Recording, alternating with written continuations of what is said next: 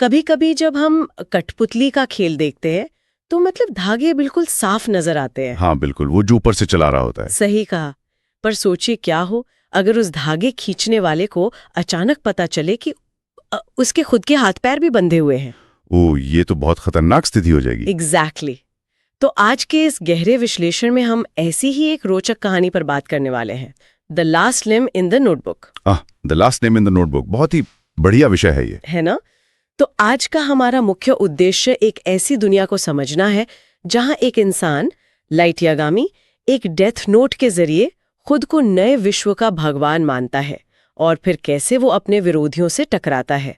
Mission यही है कि इस खतरनाक कैट एंड माउस गेम के पीछे के मनोविज्ञान को समझा जाए। और सच कहूं तो शुरुआत में लाइट खुद को बिल्कुल अप्रतिदि समझता है। मतलब उसे लगता है कि कोई उसे हरा ही नहीं सकता, वो इनविंसिबल है। हाँ, उसे वही लगता है। बिल्कुल।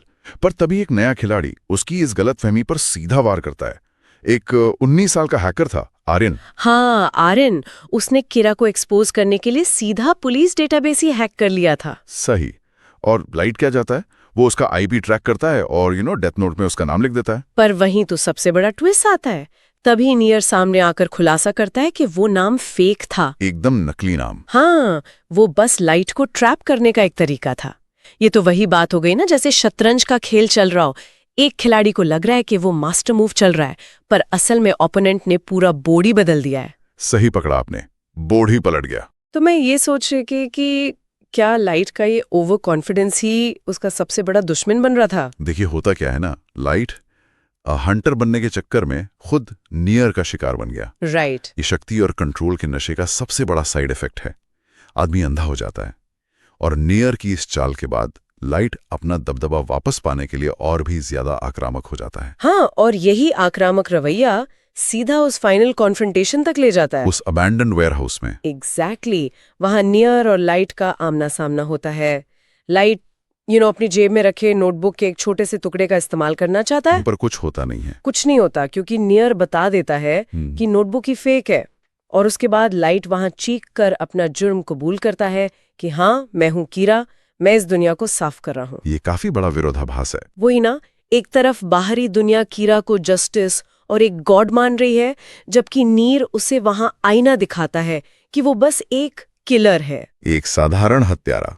और यही वो पल है जहां लाइट से जैसी उसकी शक्ति छिनती है, उसका वो गॉड कॉम्प्लेक्स बुरी तरह टूट जाता है, एकदम चूर चूर हो जाता है। हाँ, उसके अंदर का वो डरा हुआ हरा हुआ इंसान बाहर आ जाता है। लेकिन सच कहूं तो इंसानी अहंकार की इस पूरी लड़ाई का अंत आखिर में उस चरित्र के हाथ में होता है जिसके लिए सब सिर्फ एक एंटरटेनमेंट था। रियुक, वो शिनिगामी। हाँ, रियुक। वो लाइट का साथ छोड़ देता है और मुस्कुराते हुए कहता है कि ये सब तो बस फन के लिए था। वो लाइट को याद दिलाता है कि नियम के मुताबिक एंड में वही लाइट का नाम लिखेगा, जो कि वो करता भी है। हाँ, वो नाम लिखता है, लाइट की मौत होती है और रियुक कहता है ह्यूमंस रियली इंटरेस्टिंग। ये कितनी बड़ी आयरनी है। लाइट को हमेशा लगता था कि वो डेथ नोट का मालिक है, पर असल में डेथ नोट और रियुक उसके मालिक थे। यही दर्शाता है कि इंसान के पास कितनी भी ताकत आ जाए, एक शिनिगामी के आगे उसकी शक्ति बस एक खेल है, एक छोटा सा मजाक। तो इस पूरी चर्चा का सार बस यही निकलता है कि ये एक खुद घोषित भगवान के उत्थान और एक बेहद दर्दनाक बेबस पतन की कहानी है। एकदम सही कहा। ताकत और अहंकार का यही अंजाम होता है। और इसीलिए इस विश्लेषण को खत्म करने से पहले सुनने वालों के आगे एक आखिरी और गहरा सवाल छोड़ना चाहती हूं मैं। अगर किसी भी आम इंसान को ऐसी असीम शक्ति मिल जाए तो क्या उसका परिणाम हमेशा अहंकार और विनाश ही होगा, या फिर ये सिर्फ लाइट यागामी के अपने चरित्र की खोट थी? ये एक ऐसी बात है जिस पर सच में अकेले बैठकर विचार किया जाना चाहिए।